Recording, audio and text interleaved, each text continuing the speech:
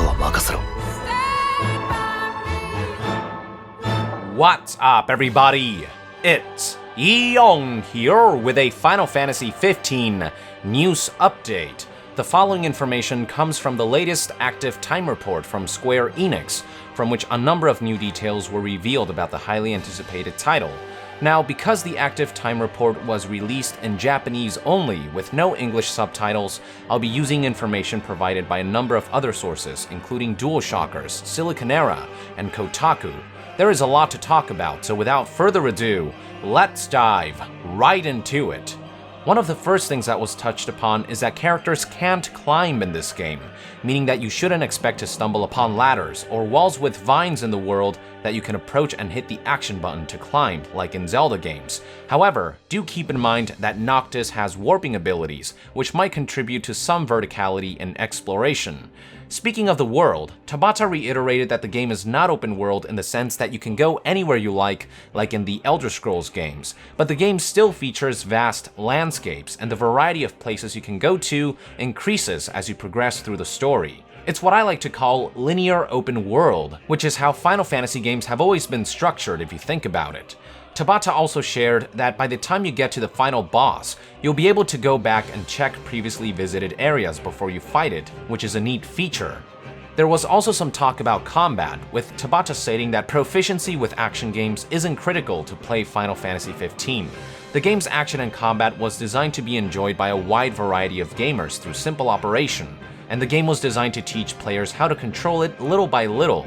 Tabata also hinted that the game will feature difficulty options, and that there is a certain twist that we'll hear more about at E3.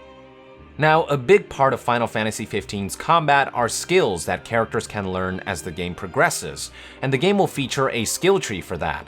As far as I can tell, ever since Final Fantasy VII, the series has featured some form of a unique leveling system with every entry, so it's hardly surprising that Final Fantasy XV will get a similar treatment, although the form that this game's skill tree will manifest itself is still unknown. Another big part of combat is Noctis' arsenal, and according to Tabata, the game will feature 7 weapon types in total, with each type featuring a ton of variety. And by weapon type, I'm assuming he's talking about categories like daggers, longswords, greatswords, lances, spears, and whatnot. The topic eventually shifted to the prospect of a gallery mode, which Tabata confirmed won't be there at release. However, he said they might plan something afterwards. I'm guessing this gallery mode has something to do with how Prompto will be taking pictures throughout the gang's journey like a historian. There was also talk about modes of transportation. Something that Tabata mentioned is that Noctis' car, the Regalia, will be faster than Chocobo's. I thought this would be fairly obvious, but there you go, official confirmation. From what I can gather, Chocobos will act like off-road motorcycles in this game. While the Regalia can quickly traverse through long distances, for the most part, it's limited to the road. Chocobos, on the other hand, are mobile and agile with a lot of flexibility in rougher terrain, but you probably won't be hopping from city to city with them. So the Regalia seems to be intended for getting from area to area, while Chocobos seem to be intended more for exploring the individual areas.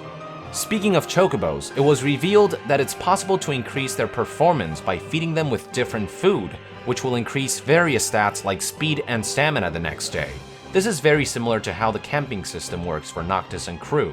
There was also information shared regarding the Regalia's flying mode. Apparently, the game features actual mechanics related to taking off and landing, and if you crash the car while landing, it's game over, and the game takes you back to a checkpoint from before the flight. According to Tabata, taking off is not particularly difficult, but players will have to be more careful when landing. But he reassured that landing the flying car won't be that hard, but noted it could be a little tense. Another cool feature of the Regalia is its radio, through which you'll be able to listen to Final Fantasy tracks during long trips. According to Kotaku, we will get more than a handful of songs, hinting that there will be a decent selection. Unfortunately, you won't be able to add your own custom tracks for copyright reasons. Another mode of transportation that was addressed are boats. It was confirmed that players won't be able to manually steer boats, which means that boats will likely move on a set path after players select a destination.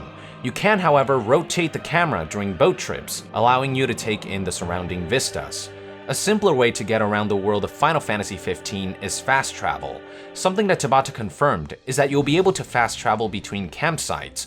I believe this is something that was featured in episode Du Sky, so it looks like the development team has chosen to keep that mechanic.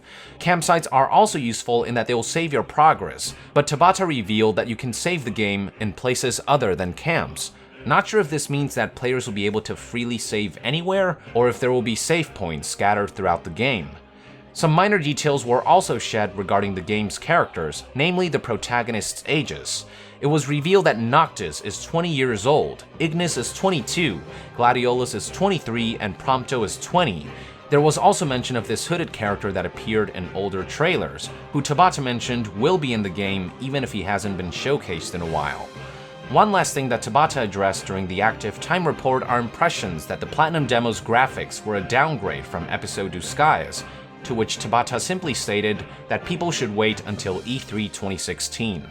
So there you have it, folks, all the new information from the latest episode of Active Time Report. With that, I would like to end this news update. Thank you for tuning in. Let us know in the comments below your thoughts about all this new information. And to be further updated on gaming news, stay tuned right here on Young Yeah. I'll see you guys next time. Young out!